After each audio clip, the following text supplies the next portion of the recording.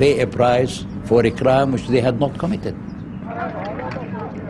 As Jewish attacks continued, the pressure for a solution increased. The British Empire was forced to turn for help. Here in London, at the Foreign Office, they'd had enough. They turned the problem over to the United Nations. The UN voted at the end of November 1947 to partition Palestine into two states, one Jewish and one Arab. The Jews got the best of it. More than half the country, even though they owned around 10% of the land, and there were twice as many Arabs. The Palestinian Arab leadership rejected the plan straight away. This was not going to be settled by diplomacy. In Palestine, the Jews celebrated. Since the 1930s at least, David Ben-Gurion had believed that getting a state was the first priority. But he knew they were going to have to fight for it. At that time, the Jewish population accepted it. And at the night of 29th of November, we all danced in the streets. And we were still dancing when the first news came that some people were killed on the roads. We were shocked by the thing, to see that the country was going to be vivisected. There had been violence between Jews and Arabs before the partition plan, but it escalated fast after the vote. Within a week there was a civil war. The British, counting the days until they could leave, were stuck in the middle.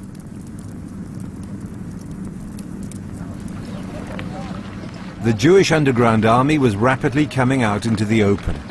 They had clandestine arms factories, but they were still short of weapons. Their biggest advantage over the Palestinians was a leadership that had spent years preparing for this moment. We were better organized because Ben-Gurion, with a very far-sighted look, he knew that we are going to come to a conflict. And the Haganah, that was the underground forces of Israel, were organizing in such a way that they would become an army eventually. The main Palestinian leader, Haj Amin al-Husseini, the Mufti of Jerusalem, lived in exile in Egypt. During the Second World War, he was in Berlin supporting the Nazis. The Mufti controlled the biggest Palestinian militia. Other Arab leaders saw him as a rival, not as an ally. He appointed his cousin, Abdul Qadir al-Husseini, to lead his militia, which was called the Holy War Army. In the minds of people, he was a hero, and he deserved to be a hero. He was a top-level fighter, courageous, brave, and sincere, loyal. Husseini led a few thousand guerrilla fighters. With the help of men from local Arab villages, they cut the main Jewish supply route from Tel Aviv to Jerusalem, the city they all wanted. This was the biggest prize of all, Jerusalem, a city holy to Christians, Jews, and Muslims, and which had a central part in the dreams of both sides in the war. When the fighting started, neither could imagine a future that didn't include being in charge of this place.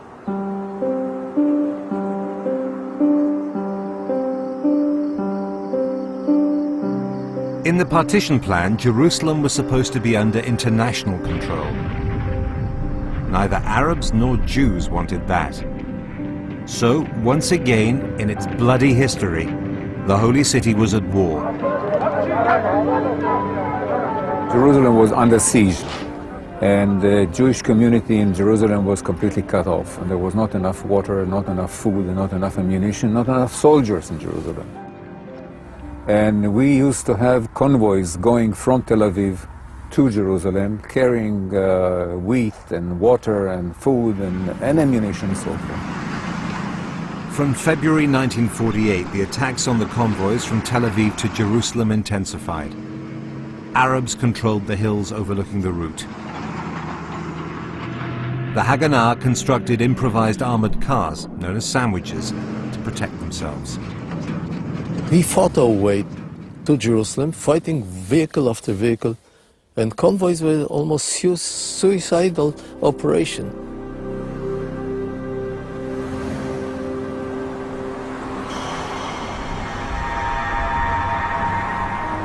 The situation was such that we didn't want to fall alive in the hands of. So when you drove an armored car with people inside, whatever, we used to have high explosives inside the truck. That if worse to come to worse, and you see that there is no hope, we preferred to die than to fall alive in their hands. This was a war without prisoners of war. In March 1948, the Jews went on the offensive. Ben-Gurion and his generals adopted Plan D. Its objectives are still the subject of great controversy. Some historians say that Plan D was a blueprint for the ethnic cleansing of Arabs from Palestine.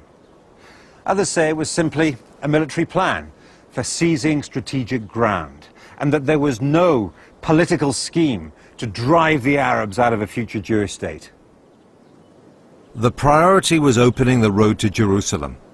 As the Arab militias didn't coordinate with each other, the Jewish forces were able to pick villages off one by one.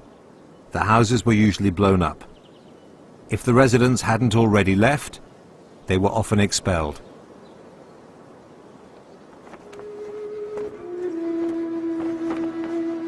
Central to the plan was the capture of Castel, the site of an ancient fortress.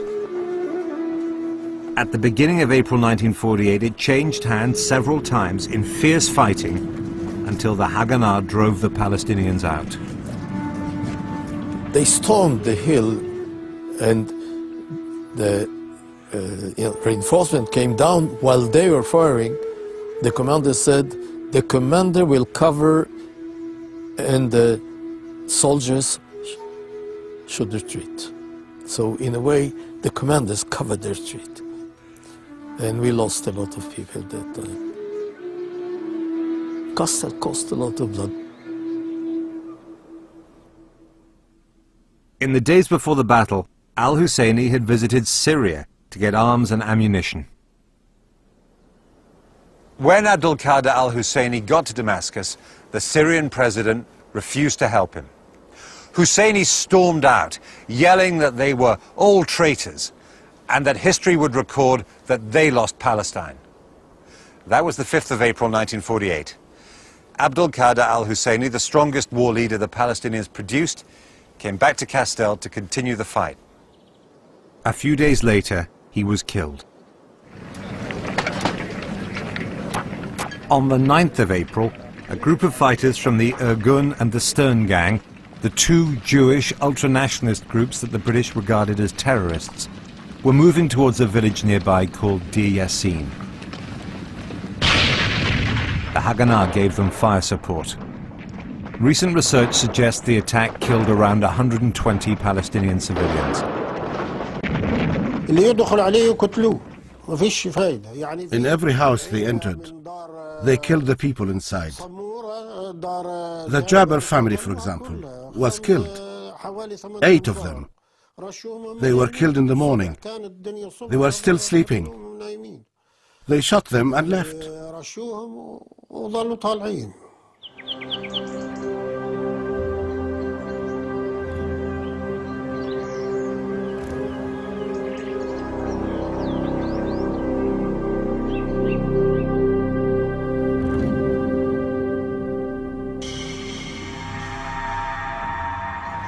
This is from a report written by Itzhak Levy, who was commander of the Haganah Intelligence Service in Jerusalem, dated 12th of April 1948, which is 3 days after it happened.